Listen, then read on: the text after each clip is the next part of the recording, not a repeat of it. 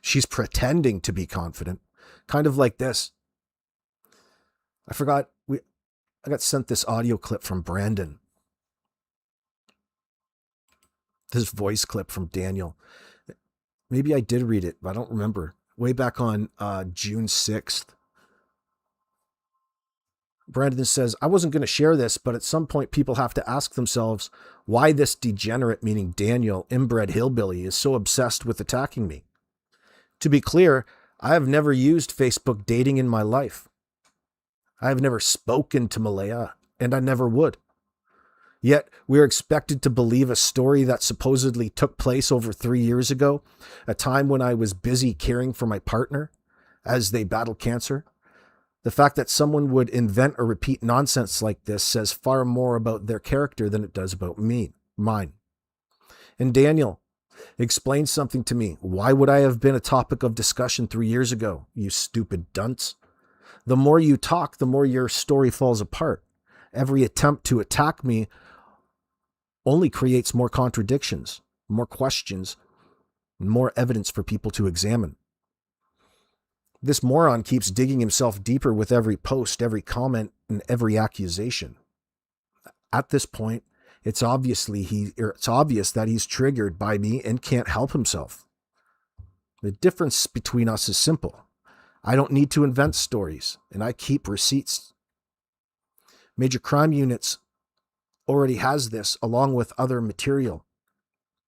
To my understanding, you've been warned before, Danny, not just by me, but by law enforcement as well. Yet here you are continuing to put your own words and actions on display for everyone to see. Carry on. Now, here's the clip. It's Daniel up on Charmaine's talking about how Brandon was trying to date Malaya back 3 years ago when they were still fresh in their love and their romance. Dude, you moved in with this fucking chick after 2 weeks, you fucking retard. Into Patty's house.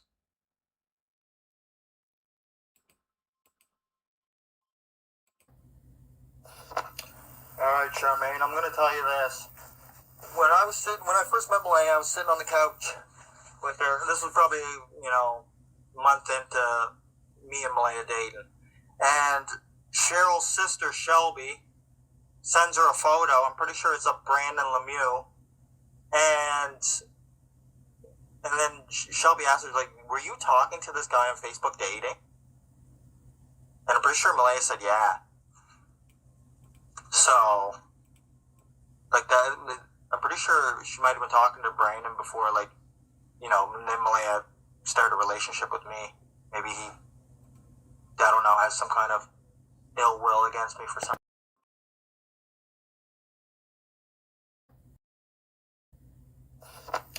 Alright, Charmaine, I'm gonna tell you this. When I first met Malaya, I was sitting on the couch with her. This was probably, a month into me and Malaya dating. And Cheryl's sister, Shelby, sends her a photo. I'm pretty sure it's of Brandon Lemieux.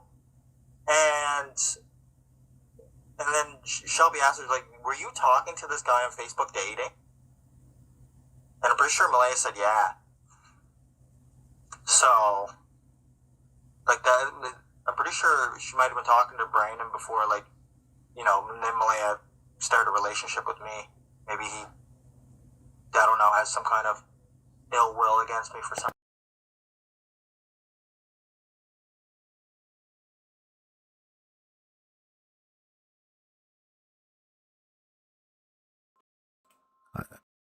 I think that's really funny. Yeah, that's easy to see through. No, well, of course.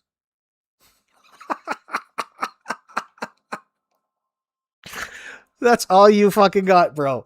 I think that Brandon, he must be obsessed with malaria type of thing. Yeah, a few years ago. I'm going to tell you this, there, Charmaine. I'm going to tell you this. Oh yeah, did you date this guy 3 years ago? So you're telling me you identified this dude 3 years later,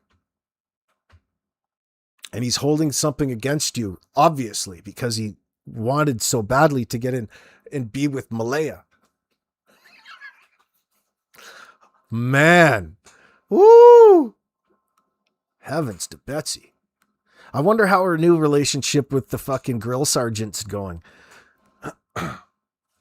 With the line cook at Dairy Queen, with that dude. How are things going, you guys? A couple weekends in now. Remember, you got to try to stay in all 4 seasons there. You never know where it could go. You're gonna kids in your future? Oh no, I put that on my profile. Absolutely doesn't want kids. Tell us about it. Michelle, AB, the reason why I say Janie's overly confident is Janie needs to go over this fake line to reassure herself that they're all set. Oh, you mean you think that they're overly confident in the story that they gave the RCMP? Fuck. Yeah, I guess. Yeah, I understand what you're saying. Yeah, I could agree with that. But it doesn't make the story credible in that sense. It doesn't make the story what happened. You know, everybody still has to get a little bit of that and shake that cobweb out of their mind, because we've had to go on what the suspects and the information that they've shared with us, knowing full well that it's probably a lie.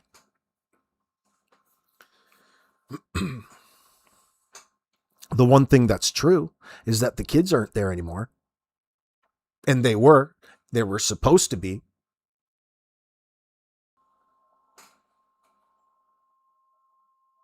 What are you talking about, Lori Green? No. Your argument doesn't stand here. Why would any witness want to speak out on social media? They've answered that for you already. If their version of events was true, I really don't get that. How come, Lori, that sometimes you seem clever and the other times you just seem stupid? Think about it. They've stated already there's so much lies in what it is that we're talking about, 2 missing children. Okay, he's given his account and been involved with the case since the get-go. You don't get why people speak out publicly? No. Well, then that's you. You wouldn't speak out? Well, that's just what Daniel and Malaya and everybody want. That's just what the guilty parties need. No, it doesn't float with me.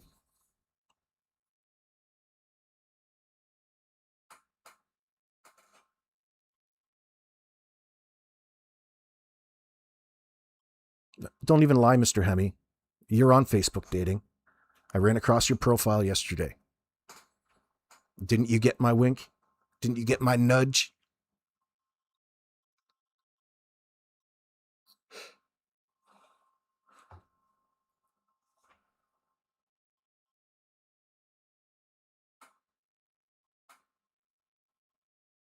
They think that their storyline is ironclad, but once they are grilled and questioned, the cracks appear. They know to default this overly simple storyline. Oh, yep. They have a story all ready to go. It's not a very good one.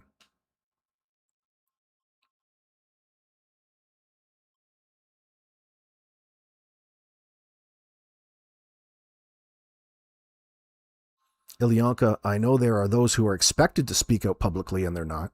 Yeah, that's true. Yeah, Malay. Like, if should this be a legitimate situation? But again, it's not.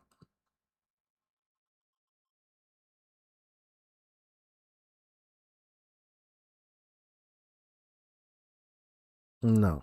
I don't know what your point is, Lori. I know what you're trying to get by on me, but no, I don't agree. And it's silly. You don't understand why people are motivated to speak out in this circumstance. They're not coming solely to social media saying, believe me.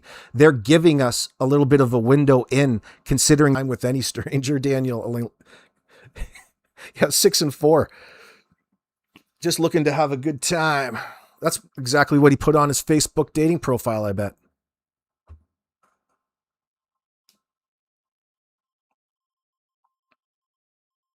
Yeah, Sandra Martin. Lily was starting to speak out about the abuse. Now, in this case, considering all of the players, how they're lying, and how they're covering for one another. It's only just a shot of evidence away that we realized where and what type of abuse was going on.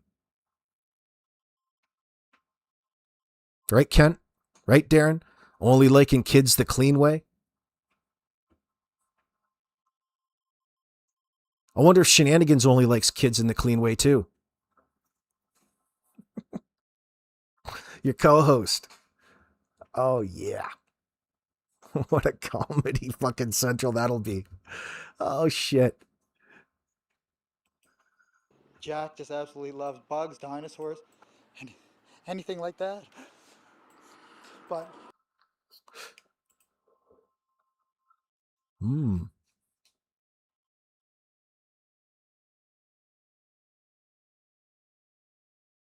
Wonder how long they threatened the kids for, that if they don't do as they're told, that they're going to disappear. They're going to make you disappear. You probably carried out a promise.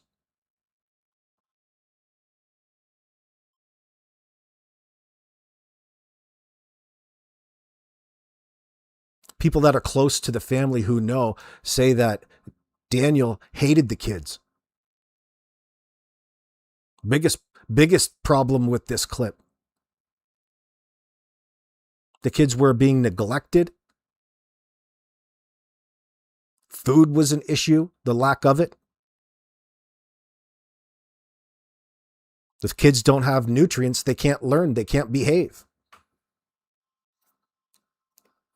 Think about all the crap that they probably substitute real food for every time that they're in the drive-thru. Oh, you gave the kids a bagel, did you?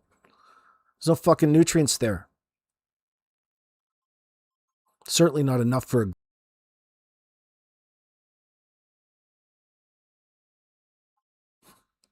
Yeah, Bonnie, I don't know how much I want to overthink it. It just keeps coming back to the same thing. They'll go with anyone who offers food or water. Let that sink in. Yeah, what a thing to say.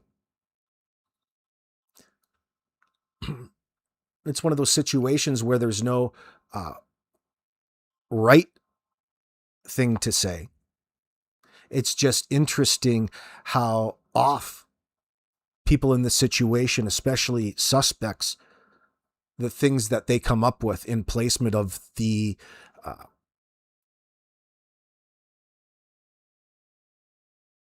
typical, the best things, victims in this circumstance would be needing to say. You're spending all of your time putting the blame back onto the kids. Yeah, we woke up and the kids just chose to wander off on their own. Janie, she just heard them. And then she heard them disappear. Janie heard the kids disappear, according to Janie. She heard the action.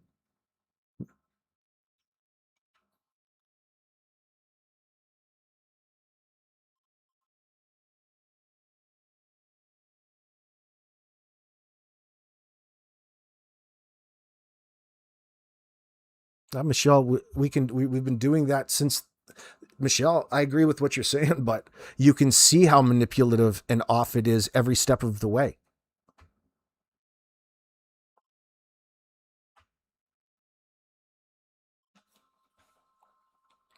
I wish we had the information the RCMP is privy to.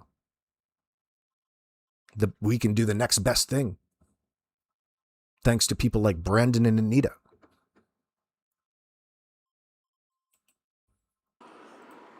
Lily loves girly things, but she also loves doing everything with Jack, Bugs. They're like best friends, not just brother and sister. He says he's also hoping police monitor the New Brunswick border and the airports for any sign of the two children. But RCMP tell us this afternoon they're not considering any possible abduction here. As far as they're concerned, they're looking for two young children who simply wandered away. I know that there's a lot of people pulling for these kids to come home. We've heard a lot about the impact that this is having on the community at large and the family, and it's really important that we locate these children and get the information from the scene here and from anyone who might have information about the kids and their habits. So it's been really important to have engagement from anyone who knows these kids. A spokesperson for the Chignecto Central Regional Center for Education tells us the two children were students. Yeah, you know what, Bonnie? Fake crying. You're talking about Daniel in that clip. Well, think about Daniel perfectly times his emotions for the camera to make it look like he's upset. Absolutely, it's fake. You waited all of this time and you can't hold your crying down to communicate some important information with the camera in such a what should be an emergency situation.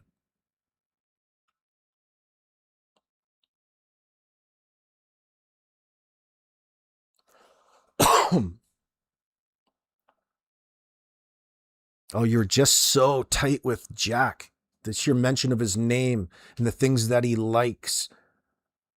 That's just what you chose to use as your trigger. The real Robert De Niro, this guy. Students at Salt Springs Elementary School. Their stepdad told us they'd both been out sick all week before disappearing on Friday. The school has additional support staff on site at Salt Springs if anyone needs that. Out sick all week. This whole thing with the kids not going to school that week.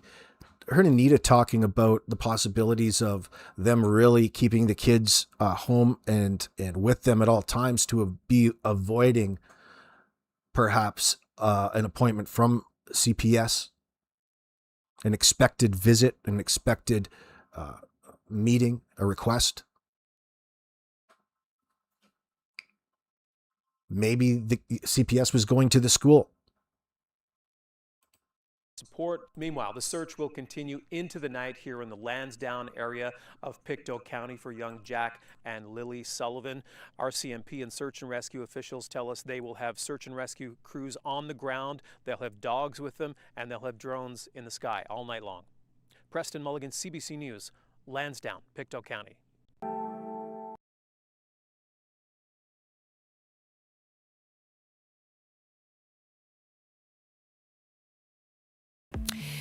In other news today, the search continues this morning for two missing children in rural Nova Scotia.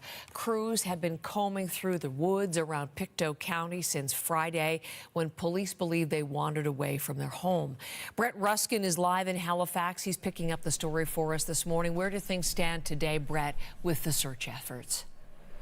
Good morning, Heather. Yeah, search efforts are continuing this morning for these two missing children here in Nova Scotia. So we have 6-year-old Lily Sullivan and 4-year-old Jack Sullivan. They went missing on Friday morning. Now, we heard from the children's stepfather recently. Here's what he had to say about this situation.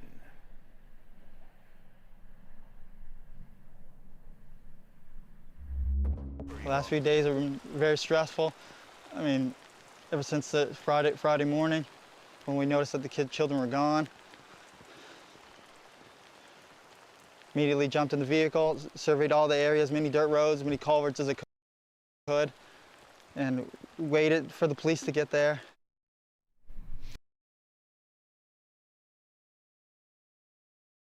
That's just fucking brutal.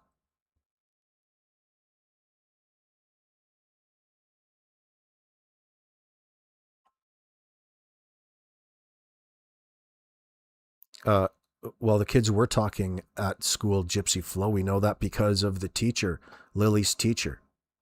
Lily's teacher called Malaya at 9:30, asking them if the kids or where the kids were. Malaya told her that they were off sick that day.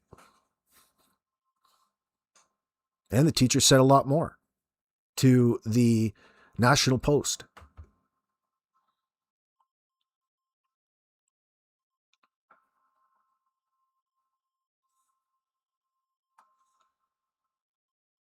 Tony, the easy answer to that, because Jack and Lily didn't have anybody in their life. They were isolated. The only people that were going to report how thin Lily was at any one point in time, the only people with those pictures in their possession, probably the suspects right now. You keep mistaking and thinking that Jack and Lily had a great big family in their life and everybody was in love and this is a big happy scenario. The kids were isolated. The kids were being treated as extra weight. They were unwanted. They were a nuisance around the house. An expense.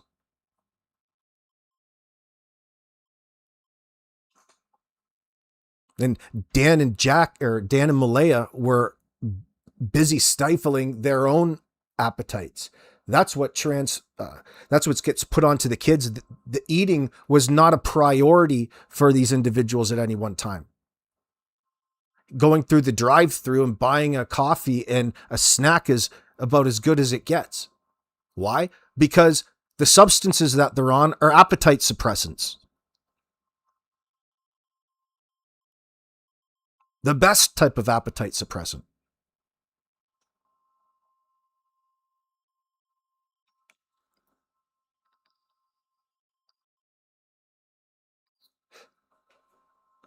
Tony the Tyrant, those weirdos have no business being around kids. Yeah, it's a little late for that, though.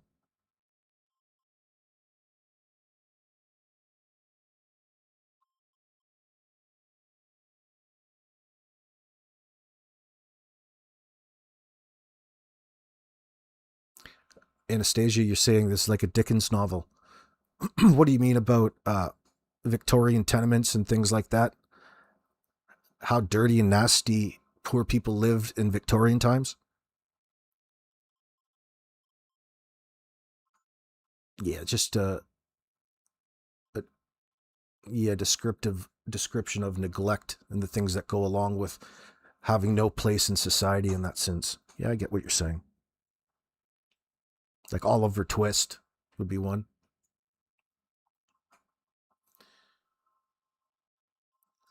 Yeah, Bonnie, me too. Those teachers loved them kids more than their own family, it seemed. My heart breaks.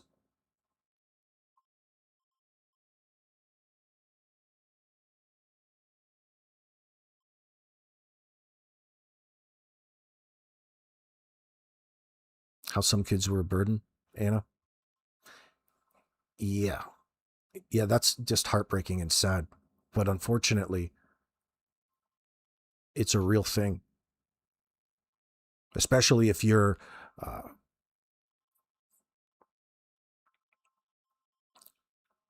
Malaya's insistent on being part of this relationship. She had to have been in one fucked up state of mind to be in this situation to begin with. She probably doesn't know any different.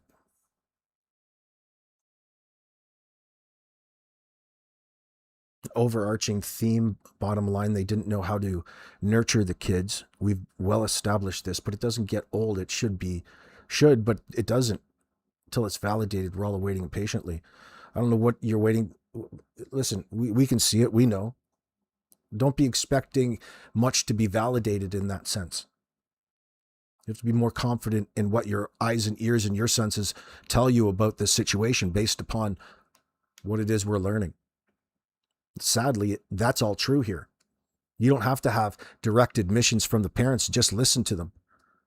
Just listen to what they're prioritizing in that moment. Or what they're not. I get you. I get what you're saying. Eating and meal times have not been mentioned as a part of the 48-hour timeline at all yet. It should factor in there. It's factored in because it wasn't there. That's its factor. It's a big. It's not there. There's no mealtime. There's no mention of it over at Patty's. It should be one of the things that happen in those days that take up a significant amount of time, like at least an hour, 2 hours maybe. But it doesn't. There's no mention of it. Even old Janie omitted the fact that she was giving the kids snacks, Jack and Lily, on that Thursday. She told cops she did. There's a chance to be nourished, but she's only giving the kids cereal, so she just gives them fucking sugar anyway. What's up, Brian?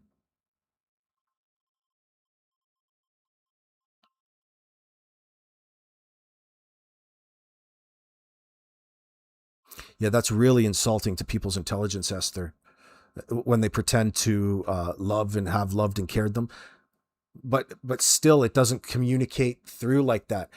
Of course, they say it, but then they follow up. They follow up, and in those words, they give themselves away. We can tell that these poor two children were unwanted, especially on that Gairloch Road residence, no matter what. You're right, Tony. Janie's seen the abuse of these children, and she's disgusting. Well, again, she's prioritizing her own child, Daniel, above and beyond everybody else. She's got his back, and that's been a problem, and that's been a factor into why Jack and Lily are no longer living. No doubt. Absolutely would have to be. Because Janie is the one person around there that can throw heavies and influence things, because she was landowner. She's the landlord around there.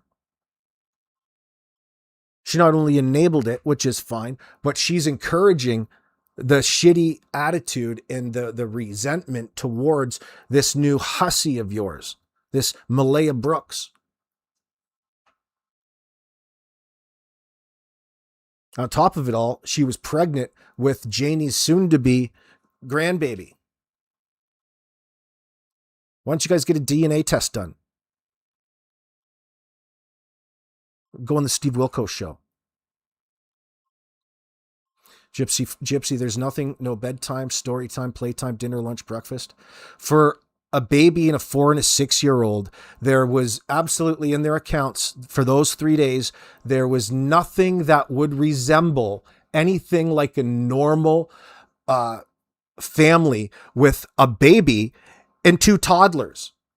Your entire day should be fucking taken up by all of that. All based around cooking, cleaning, changing diapers, bathing, laundry, every day with 3 kids, plus your own, plus yourselves. They're fucking dancing around Hell's Half Acre. It's like they were out avoiding something, wasn't it? With the kids.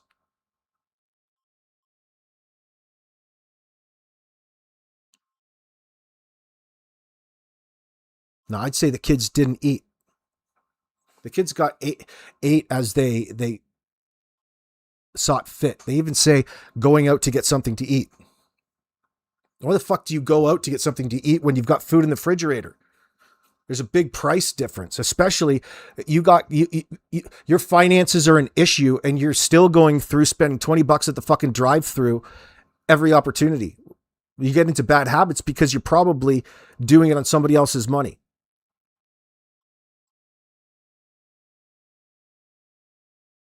Is that even possible, Ilyanka? AB, I've never commented on the paternal DNA tests. Who's the daddy? And I'm talking more than just one dude. Oh, you mean testing more than